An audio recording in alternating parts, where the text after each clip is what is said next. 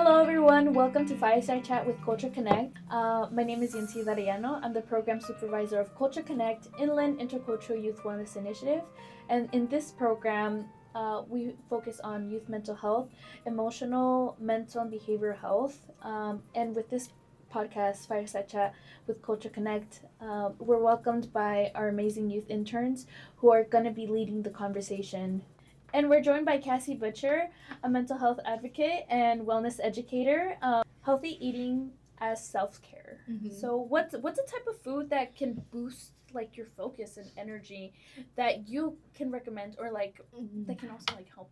Because I am not a nutrition expert. Mm-hmm. I would say for me though, one of the things that I am intentional about adding to my plate is greens. Yeah. Oh, yeah. So I try to do whether it's like a spinach and kale smoothie or something like that, or just a salad, a part of my regular meal. Green, definitely, it just kind of helps with the digestive tract for sure as well. So that's something that I'll look up to. I know the world is into using ChatGPT. You can ask ChatGPT like that. What type of foods can boost your focus and your energy? Yeah. They might mention like I don't know if y'all have ever heard of spirulina. It kind of can go in your drink as well. Yeah. But yeah, so it'll tell you all the supplements that you can find it in different foods and things of that sort as well. I'm a smoothie girly, so I'm very much like, oh, add some vitamin D to this, add some energy boost to like all of that into my smoothie. And I'm good to go usually. But I try to add more greens for sure. Greens are essential. What are some barriers people face eating healthy, and how can we address them? I think one of the biggest barriers is, and I don't know if it's us that can do something necessarily, but the cost of food. Oh, yeah. Yeah. Like an organic apple will be like $5 more than the apple and I'm like, what? Like I have to. You want me to pay more to be healthy? So I feel like it's like a system thing for me. I don't have too much knowledge. I don't want to misspeak, but I feel like a lot of quote unquote healthy food is so much more expensive. Yeah. And it's like I could pay $12 for one apple, or I can go to McDonald's and get like 5 cheeseburgers for my family, and they all get a fry for $12. You're probably going to want to go for where you more bang for your buck, essentially. And it's like you don't get that nutrition, that nutrient value. And it's hard because I feel like that is, in a sense, a little bit above us. Unless it's like, well, who are we voting for? Essentially, honestly. Like, you know, do they care about us being... Because, like, was it earlier this year or was it late last year? When eggs was like $20? Yes. And it's like, why are we charging $20 for eggs? There was a point where it was like 40 something. Yeah, that's ridiculous. Like it I feel like sometimes with the system, it becomes a cycle where you have to like, okay, do I want to survive? Right. Yes, so I'm gonna go get what I can to get a full meal rather than just like a few pieces of lettuce that cost the same amount. But you know what, also too, it comes back to the culture. I'll share with y'all. My friend has like 3 roosters. Yeah, honestly. So he was like, hey bro, you need eggs. Let me know. But I mean, like, I think of old cultures where it's like one of my kind of like a bonus grandma. I remember growing up, and she would grow like greens in her front yard, chili peppers, bell pepper, like all of the produce she was growing in her front yard. And I'm like, we don't really do that as much anymore. Like growing our own produce in our front yard. And I'm like, is that how we kind of beat the system? Is like going back to like trying to develop a green thumb. Like, okay, you got the bell peppers, I got the chili peppers, you got the eggs with the roosters, you got the cows with the like us sharing. All because we can't grow it. We can't grow it all. No. So it's like, okay, what are you gonna grow? What are you gonna grow? Here's and like, how do we share it with one another over time? Like trading.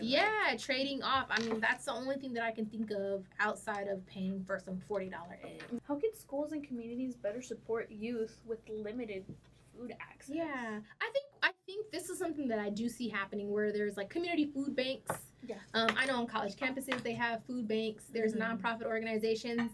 I think it's beautiful when they do like like turkey giveaways. Oh yeah. For I the love families that that. don't have a lot of money around the holidays, being able to kind of keeping that going Yeah. for families who just can't. I don't even want to say low income families, because there's sometimes families who don't identify as low income. Just in that season, they don't have food and they still need help. Yeah. And I don't want to say, no, I can't help because you're middle class. Mhm. Like, Yeah. sometimes they still need those opportunities as well. Support. So being able to do that, I think it's wild. I've heard stories of, students getting turned down for school lunches. Yeah. Because they The either parents don't make too much Yes. supposedly, and it's still not enough for their family to like Yeah. pay bills and stuff. And I'm like, you're gonna not feed this child, Mhm. and you're gonna throw the food away anyway.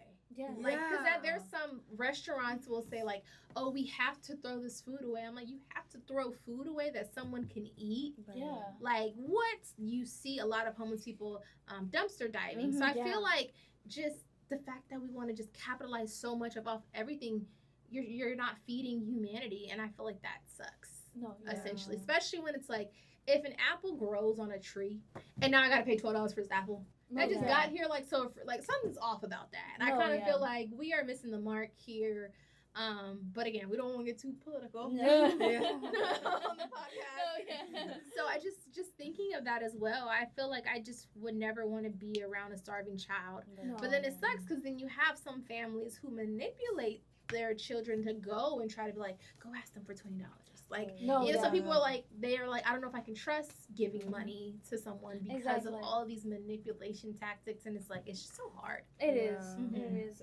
Because then one person can ruin it for like a group of people. Yeah. Mm-hmm. But again, if you're struggling with food, there's a lot of resources. Connect with your schools, your community food banks. El Sol has a lot of good resources where we can connect you with food.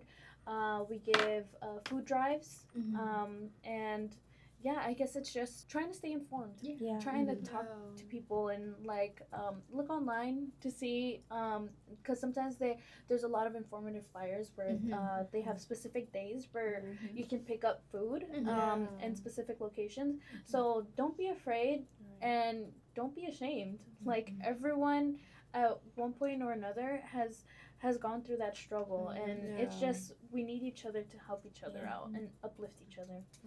But yeah, this was amazing. Thank you so much for this conversation.